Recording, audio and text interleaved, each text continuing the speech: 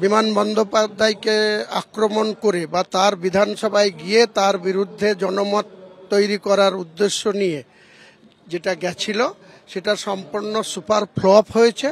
এবং তৃণমূল কংগ্রেসের বারুইপুরের যারা তৃণমূল কংগ্রেস পরিবারের সদস্য তারা তাকে ওই দিনকে ট্রেলার দেখিয়েছে।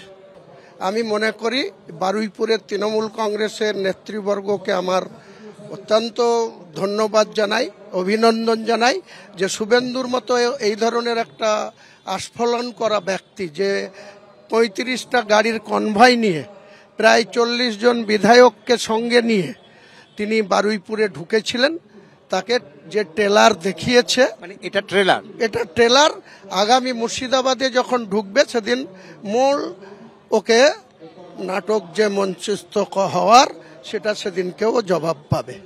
আপনি বলছেন এই যে যেটা হয়েছে বারুইপুরে সেটা ট্রেলার, আর আসল পিকচার হবে হচ্ছে আসল পিকচার ওখানে মানুষকে, পশ্চিমবাংলার মানুষকে, শুভেন্দু অধিকারীকে আসল পিকচারটা দেখানো হবে।